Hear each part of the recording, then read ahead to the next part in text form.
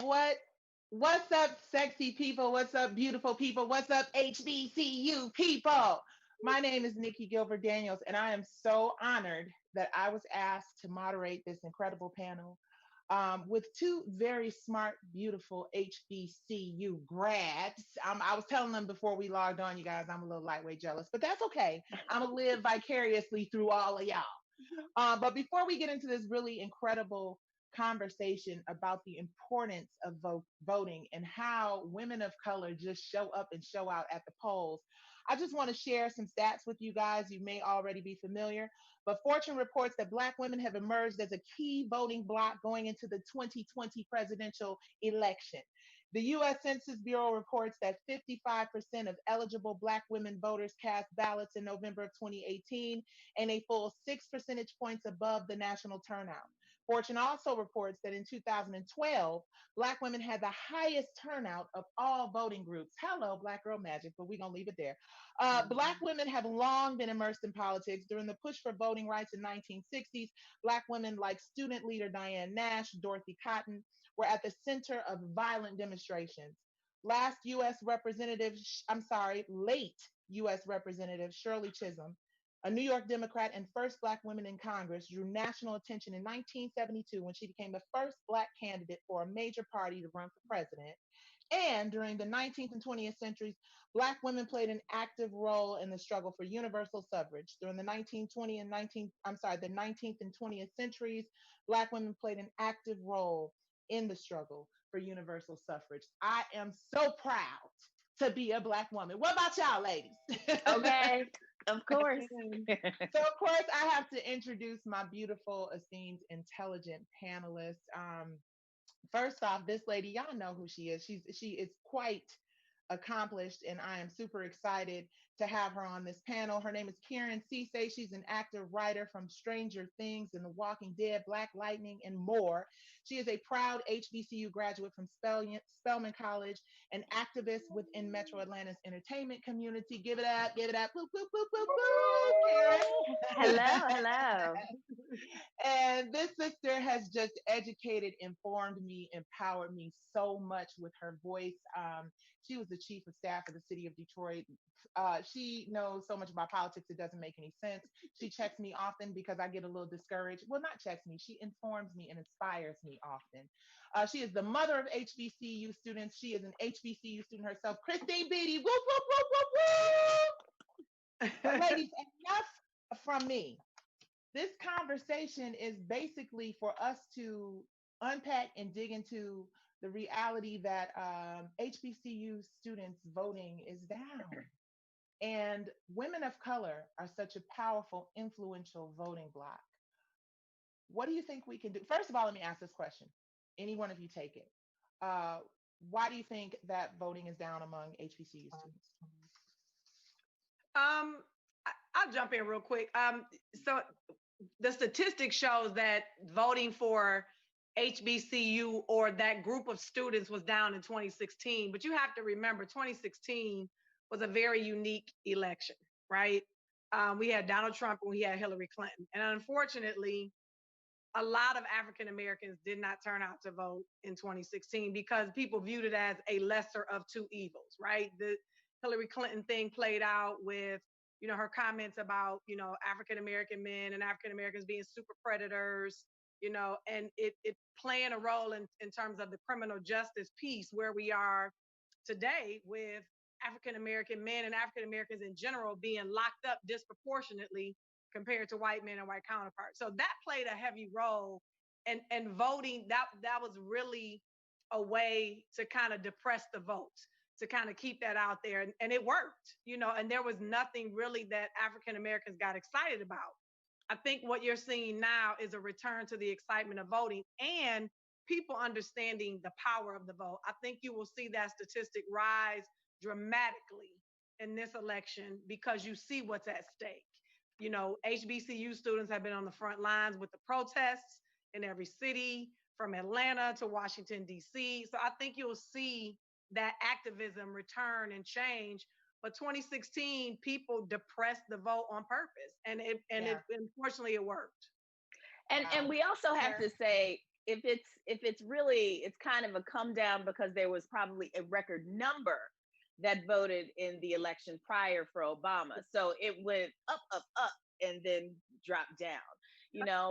We also have to look at the culture of the generations, and when you look at like young baby boomers and the Gen Xers and maybe young Gen X that are like that millennial Gen X, the whole mentality of getting out to vote, we were still pretty much connected to the civil rights era, even though the civil rights era was before, the majority of Gen X people were born, but we were still connected to it through our parents. We were connected to the struggle and we can conceptualize it. Whereas, millennials and younger, they're much more removed from the concept of the fight for the right to vote. They've also been a part of a community where everything is online, everything is at their fingertips. So the concept of like going out and to the polls, and now we're seeing such a pushback at the polls with it being so complicated for something that should be very simple in certain communities. So it's like, well, do I want to deal with that hassle for something that I'm still getting pulled over by the cops anyway? So what's the difference? So I think right now, the newer generations are beginning to see where their voice fits in and how, and they're able to concretize what voting means to them. So, go ahead, Christine. No, I was just gonna say that was a great point, and I think too, like when she talked about the millennials and Gen Zers is what this group is. Not connecting your vote to your everyday life, right? And a lot of people are unable to do that. It's not just young folks. Nicci, you and I have had a lot of conversation about that, but it's tough for people to see, okay, why do I need to go and vote? What will it do for me? And I think now with coming into, especially with, the charging of police officers and the murder of citizens and African-American men, you see, oh, my district attorney has the ability to make that charge. Oh, my vote for the district attorney matters. Oh, the mayor is the person who helps set policy for police departments in my city. Oh, I need to be voted for my mayor, and council will pass that budget to fund or defund police departments. My vote needs to matter in that way. So again, now the connection of the vote is really powerful. Yes. Okay. So I have a question about when we talk about voter participation.